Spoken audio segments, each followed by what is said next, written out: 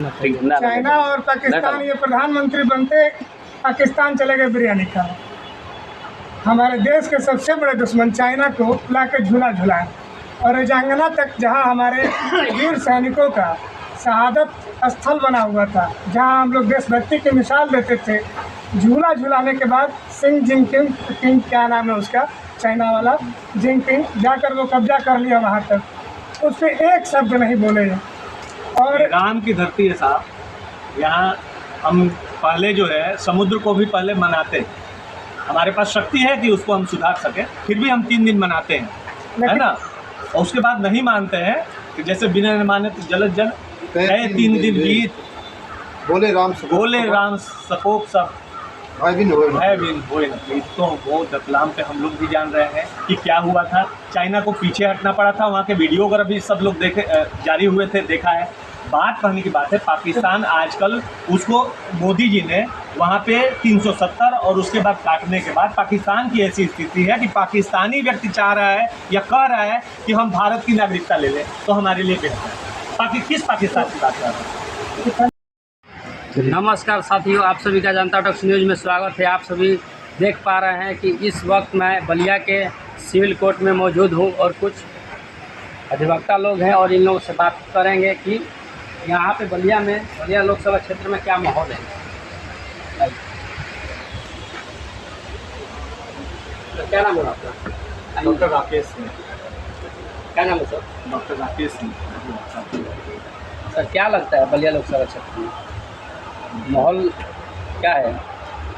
माहौल तो अलग अलग होता है अलग जगहों पे, जहाँ जिसका कहीं किसी का ज़्यादा होता है, किसी का कम होता है। बलिया लोकसभा क्षेत्र में क्या माहौल है? ओवरऑल मेरा विचार ये है कि देखा जाए तो आजकल जो समय चल रहा है वो मोदी योगी का चल रहा है। तो मोदी योगी के समय में ऐसा है कि विकास को अगर गति देनी है तो निश्चित रूप से सुशासन के लिए भी योगी जी ने बहुत अच्छा काम किया है। कौन सा काम किया है सर? जैसे यहाँ पे किस क्षेत्र में किया है? जैसे अपराधियों वगैरह का जो सबसे बड़ा बोलबाला था, बलिया को जो है अपराध का गढ़ कहा जा रहा था। अब जो अपराधी यहाँ पे देख रहे हैं कि सभी शांति से रह रहे हैं और जो भी अपराधी लोग हैं वो बाहर या तो चले गए हैं या सुधर गए। यहाँ बहुत सारे ब्रजभूषण सिंह जो भाजपा के नेता हैं, उनपे बहुत सारे आरोप हैं, तो बाहर तो खुलेआम घूम गए। बेशक आरोप है, आरोप हम लोग अधिवक्ता हैं, आरोप आप किसी से बता सकते हैं। ब्रजभूषण सिंह का जहाँ तक समय है सुप्रीम कोर्ट तक ये मामला गया, जहाँ से वो जो है निर्दोष होकर अभी तक आए हैं और या कुछ मामले चल रहे हैं। और जब हम देख रहे हैं कि जो उनका जो पॉइंट था, जो महिला पहलवानों का था, जिन लोगों ने खुद ही बिना ट्रायल फेस किए ओलंपिक वगैरह में चाह रहे थे कि फ्री उनको दे दिया जाए, टिकट दे दिया जाए कि वो लोग ओलंपिक में जाए, वो लोग यहाँ के राष्ट्रीय जो लेवल के हैं या छोटे पहलवान हैं उनसे भी वो लोग पार नहीं पा सके और हार गए। तो निश्चित रूप से ब्रजभूषण सिंह का मामला हो सकता है कोई अगर व्यक्तिगत वहाँ पे अपराधी, लेकिन आप बोल रहे हैं आरोप है, अगर सिद्ध हो जाते हैं तो निश्चित रूप से आप धनंजय जी को देख लीजिए, वो जेल के भीतर थे। तो निश्चित रूप से ये कहीं भी दोहरी राय वाली नहीं है। योगी की सरकार निश्चित रूप से अपराधियों के विरुद्ध है, सुशासन को कायम किया है इसने और विकास को गति दिया है। और डबल इंजन सरकार की जो बात हो रही है, तो निश्चित रूप से डबल इंजन की सरकार रहेगी तो यहाँ आगे बढ़ेगी। और जहाँ तक अगर दूसरे पक्ष की हम बात करें तो हम बात करेंगे कि इंडिया जो गठबंधन है उसमें मैं बात करूं, यहाँ पे सपा ने अपना कैंडिडेट सनातन बाबा को बनाया है। तो मैं ये बात करूं कि इंडिया गठबंधन में सपा की क्या हैसियत है, अभी ये निश्चित नहीं है।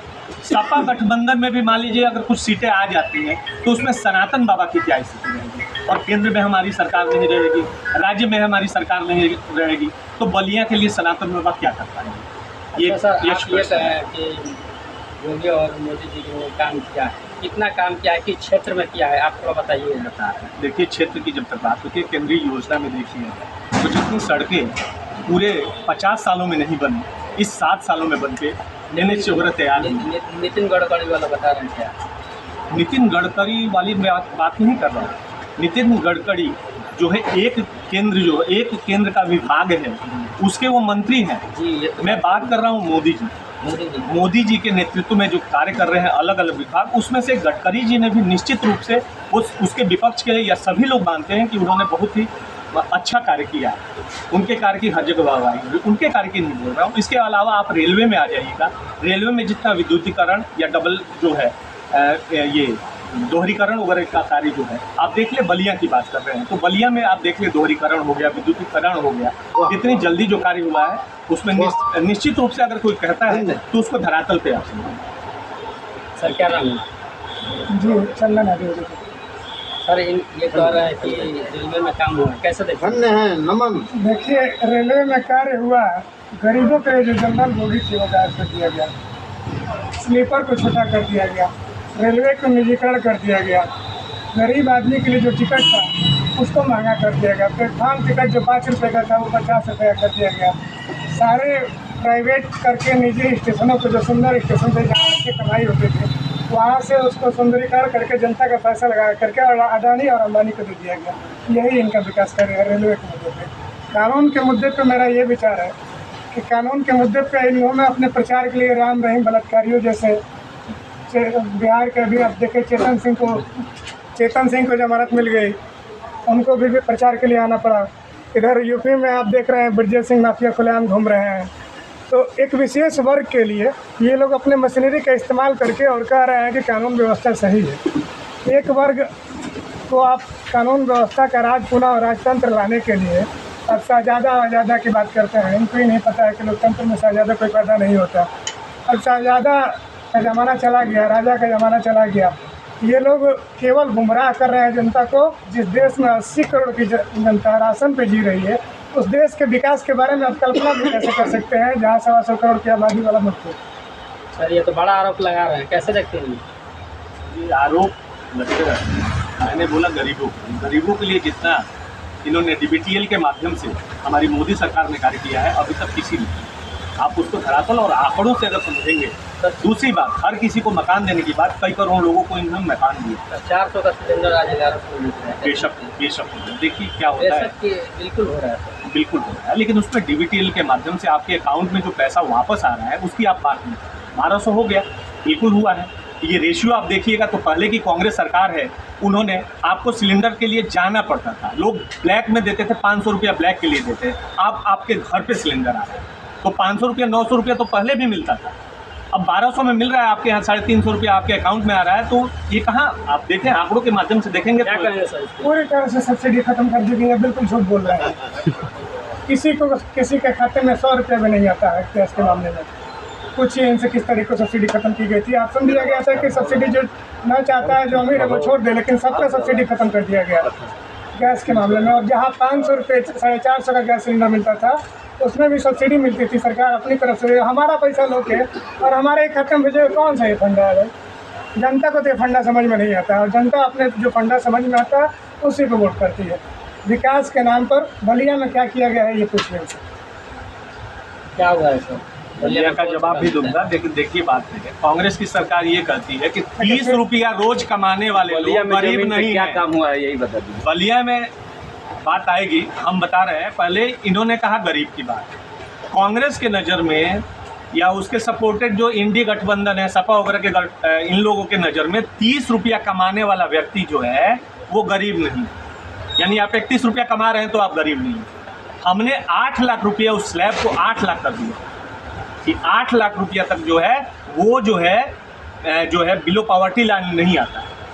तो हम कहाँ लेके चल रहे हैं? और ये वास्तविक रूप से 30 रुपया इनके सरकार में दी जा रही है तो वो व्यक्ति गरीब नहीं।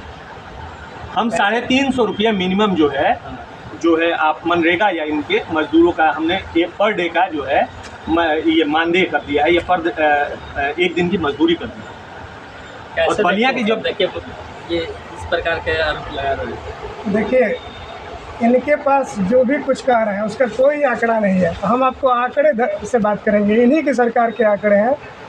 गरीबी मिटाने के लिए कांग्रेस और इंडी गठबंधन की बात कर रहे हैं। तो अगर जिस दिन माननीय मुलायम सिंह और कांग्रेस की इस देश में सरकार थी, उन्होंने ऐसा बड़ा बड़ा कार्य किया है जिसकी तुलना भी नहीं कर सकते हैं। आज़ादी के 70 साल बाद भी आज भी उन कामों को ही ये कर रहे हैं। जहाँ तक मजदूरों की बात है तो मजदूरी 150 रुपये मिलती थी कांग्रेस के ज़माने में, और यही राहुल गांधी जी की योजना थी जिसको उन्होंने मनरेगा के तहत 350 रुपये मजदूरी किया गरीबों का। इसके बाद मजदूर नहीं मिलते थे प्राइवेट कंपनियों को, गांव में मनरेगा में काम कराते थे। आज तो मनरेगा में मजदूरों के काम पर पैसा निकल जाता है, लेकिन कोई मजदूर गांव में काम करते हुए नहीं दिखता है। और 350 रुपये से 10 साल बीत गए, अभी तक मजदूरी नहीं बढ़ी है। यही इनकी गरीबी उत्थान करने की सीमा है और रेखा है, यही इनका मापदंड है। सर, हम ये जानना चाहेंगे, क्या लगता है फिर से मोदी जी की सरकार बनेगी केंद्र में या नहीं? क्या लगता है, बदलाव हो गए? देखिए, हम अपने देश को जिनपिंग और जो है कि तानाशाहों की श्रेणी में नहीं रखना चाहते, इसलिए हम मोदी जी की सरकार को नहीं बना रहे हैं। अच्छा, आप हिंदू है या नहीं? हिंदू है या नहीं? आप हिंदू है ना? ये तो साबित पात्रा का आपने सवाल कर दिया। साबित पात्रा अभी जगन्नाथ जी को कह रहा था कि मोदी जी के भक्त है, उसी तरह का आप सवाल कर रहे हैं। हिंदू है कि नहीं, ये कौन सा सवाल है? मोदी जी हिंदू और मुस्लिम पे कार्ड खेल रहे हैं। ये कह रहे हैं कि हिंदू समाज लोग तो देखिए, आप निष्पक्ष बात करें। हिंदू मोदी जी कार्ड खेल रहे हैं, आपका सवाल जो है ऐसा होना चाहिए कि किसी पक्ष की तरफ इंगित नहीं करता हो। देश के प्रधानमंत्री होकर अगर आप जातीय धर्म के मुद्दे पर बात करेंगे तो शर्म से डूब मरना चाहिए। जिसको खुद नहीं पता है कि कौन वो कब किस सन में क्या काम किया है, क्या पढ़ाई लिखाई किया है, वो देश के बारे में क्या जानेगा। अपनी पूरी मशीनरी लगा दिया गया है इस चुनाव को हाईजेक करने के लिए। अब देखें नहीं लोकतंत्र को किस तरह से हत्या किया गया।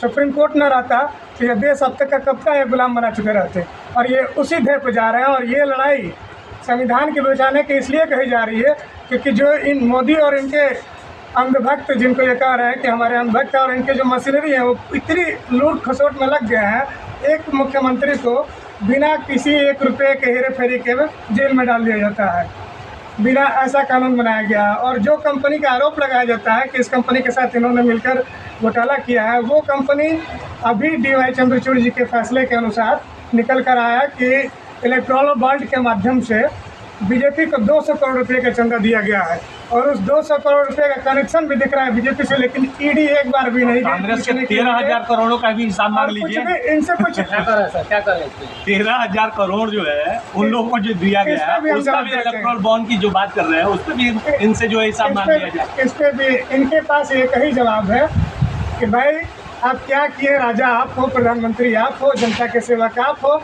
आप क्या किए तो नेहरू से पूछो, आप क्या किए तो कांग्रेस से सोच गलत। बस सरकार है या जो भी आंकड़े हैं या सुप्रीम कोर्ट पे हम सवाल जो है सवाल नहीं उठा सकते। सुप्रीम कोर्ट के जजेस जिस भी विषय पे जो भी निर्णय देते हैं हमें सर्वमान्य होते हैं। उसके अगेंस्ट आप अगर हैं तो उससे ऊपर की कोई अदालत है तो जा सकते हैं। ये इस देश के प्रधानमंत्री पर लागू नहीं होता है। उन्होंने सुप्रीम कोर्ट के जजमेंट के बाद भी कहा कि जो लोग इलेक्ट्रॉनिक बॉन्ड के खिलाफ हैं उनको बाद में पछतावा होगा। उनका टिप्पणी किस पे था, मैं इनसे जानना चाहता हूँ। क्या सुप्रीम कोर्ट के जजों पे था कि उसके फैसले पे था? नहीं, लोगों के विश्वास पे था। अगर कोई व्यक्ति यहाँ पे चंदा दे रहा है तो अपनी स्वेच्छा से दे, उसे फोर्स नहीं किया जा रहा। फोर्स किया जा रहा है तो अब 300 करोड़ अगर भाजपा की बात कर रहे हैं तो 13,000 करोड़ आप लोगों की बात करें उसको तो उसका हिसाब से 300 बड़ा है या 13,000 करोड़ बड़ा? ईडी भेजकर आपने वसूली किया है कि नहीं? जिस जगह ईडी का छापा पड़ा है वहाँ से चंदा आपको मिला है। ये स्वतंत्र एजेंसी ईडी वगैरह जो है ये स्वतंत्र एजेंसी है। ईडी होगा, CID होगा, जो भी चाहिए स्वतंत्र एजेंसी है, ये अपने हिसाब से काम करते हैं। आप चाह रहे हैं कि आप भ्रष्टाचारी लोग हैं, आपके विरुद्ध कार्रवाई नहीं हो, तो ये मोदी सरकार में तो नहीं होगा। देखिए, आप पे कार्रवाई नहीं होगी, कठोर से कठोर कार्रवाई होगी। आप लोग ऐसे ही जो है तिल मिलाते रहे और झूठे आरोप लगाते रहे, इससे मोदी सरकार पीछे हटने वाली नहीं। इसीलिए तानाशाह सरकार हम लोग कह रहे हैं। भ्रष्टाचारियों के विरुद्ध कार्रवाई हो, आपके विरुद्ध भ्रष्टाचारी है कार्रवाई हो तो हम तानाशाह हो गए। सिंह यादव जी जब देश के रक्षा मंत्री बने तो उस समय के सैनिकों को शहीद होने पे घर पे नहीं लाया जाता था, और रक्षा मंत्री बनते ही ये शहीदों को इतना बड़ा सम्मान दिलवाया कि उनकी ससम्मान घर पे वापसी होती थी, चाहे वो कहीं भी रहे। सेना लेकर आती थी, उनके परिवारजन को मिलाती थी, और जिनके वजह से उनके परिवारजनों को आर्थिक रूप से सहायता देने के लिए भ्रष्टाचार नेता भी मजबूर हो गए। सरकार घोषणा करने लगी कि 1 करोड़ 2 करोड़ दिया जाएगा, 1 पेट्रोल पंप दिया जाएगा, इनके बच्चों का पालन पालन किया जाएगा। इन्होंने क्या किया? इन्होंने अग्निवीर योजना लाई, शहीद भी 2 प्रकार के कर दिए। क्या मतलब देशभक्ति के सैनिकों के लिए देशभक्ति का प्रमाण पत्र इस तरह से दिया जाता है? सैनिकों के लिए जितना धरातल पे जितना कार्य किया है, सैनिकों ने जितना मान सम्मान और प्यार वोट के माध्यम से दिया है, पोस्टल वोट होता है जो सैनिक वगैरह काम करते हैं बाहर उनका आता है।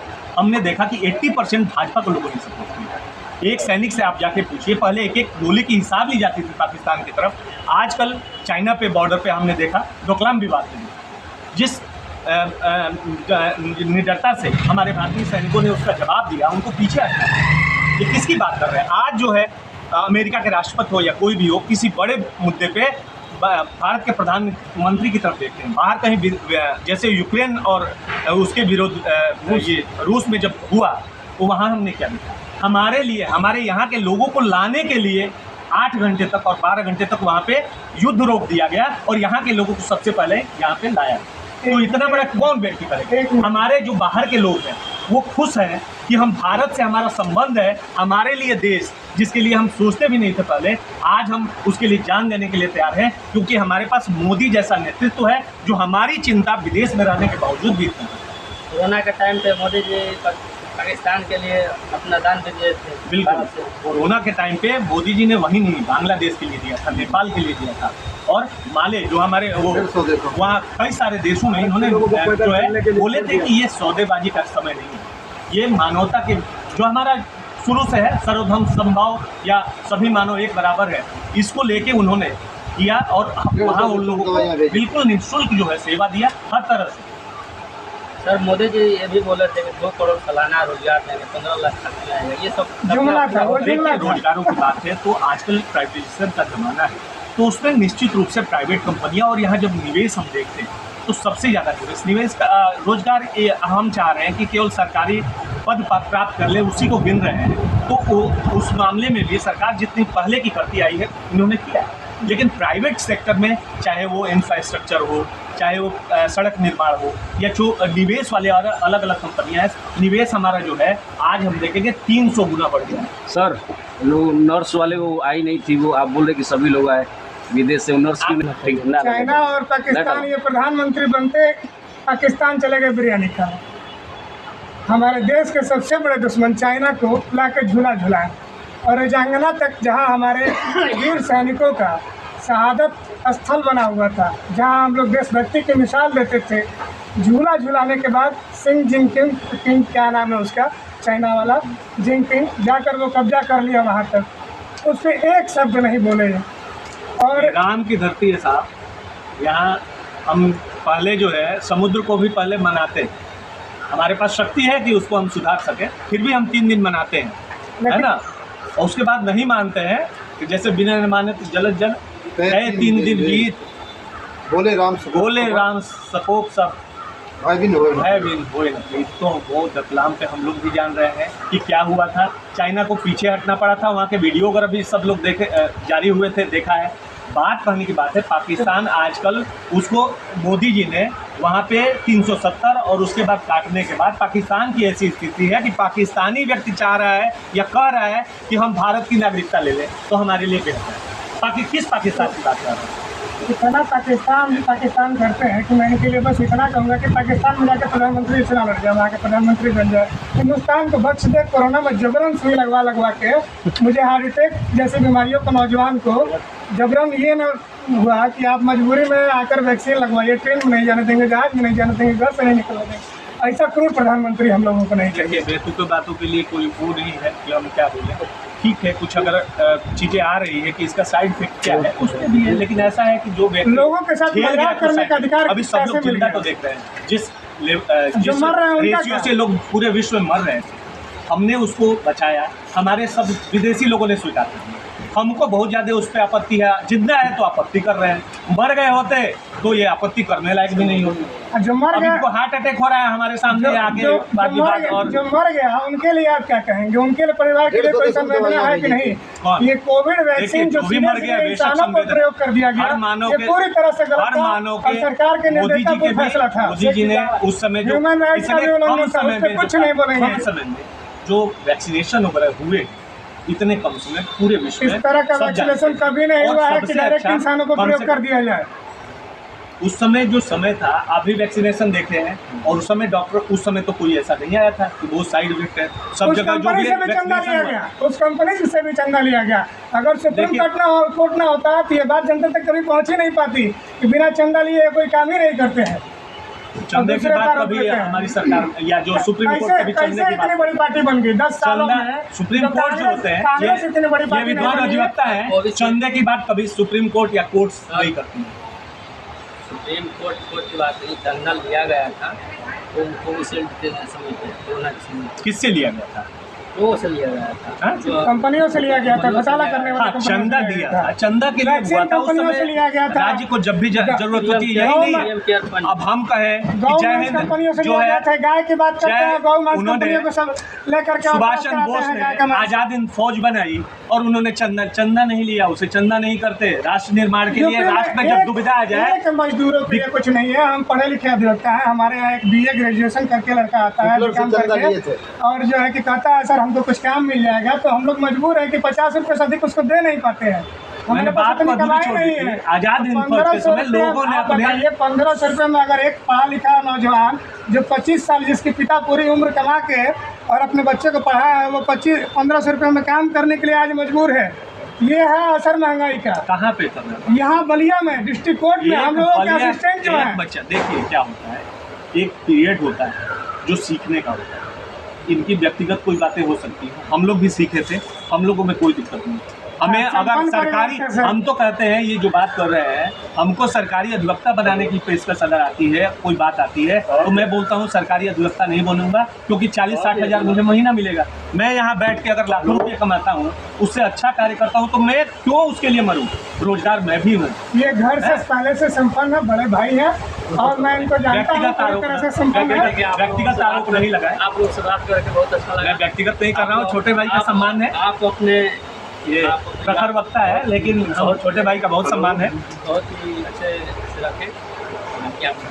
बिल्कुल, यहाँ पे हम देख पा रहा रहता है कि ये बलिया के सिंहपुर का वक्ता लोग कुछ मामले और होते अपनी हैं। बातों को बहुत ही विवाद के अंदाज में रखते हैं। बाकी आप सब जनता टॉक रोज एक- चैनल को एक- देख रहे हैं तो जनता टॉक चैनल लाइक सब्सक्राइब करिए। यदि आप सब फेसबुक पेज पर देख रहे हैं तो फेसबुक पेज को फॉलो और लाइक एक मिनट, पाकिस्तान